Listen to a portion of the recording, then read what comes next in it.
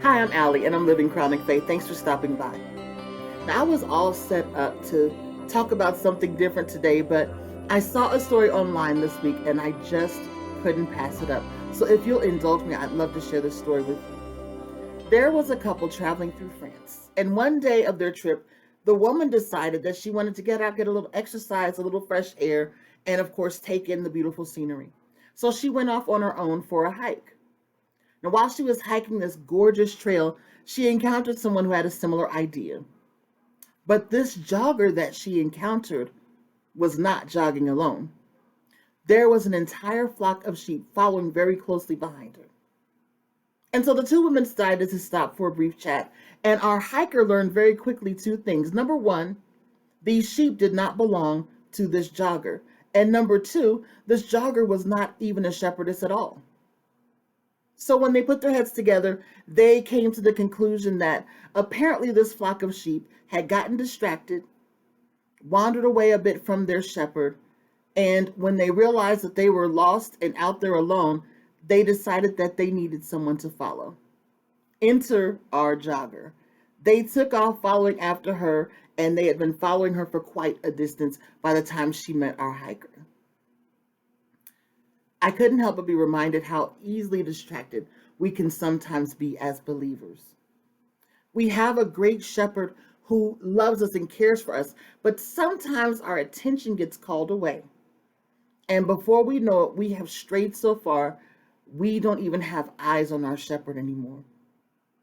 And unfortunately, what happens a lot of the time is we look for someone to follow. And just like those sheep, it only takes one voice sometimes to tell us we should go this way or we should follow this person.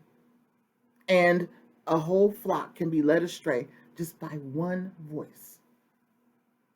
I can imagine that the owner of those sheep that day was beside himself looking for where his sheep had gone.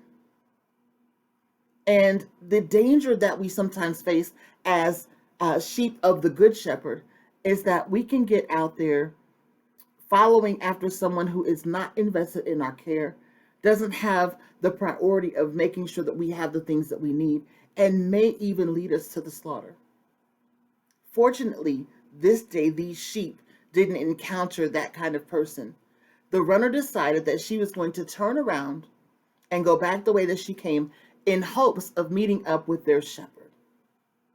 And the beautiful part of the story for me was that when the shepherd would encounter them, he would be able to recognize them and lay claim to them because before he had taken them out, he had placed his mark on them.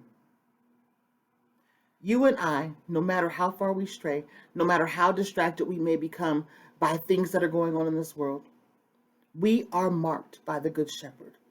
And even if we or our loved ones or people that we know stray away from him, he will always lay claim to them because he has marked them. How encouraging. I want to share a quick word of scripture with you. It says, "What do you think?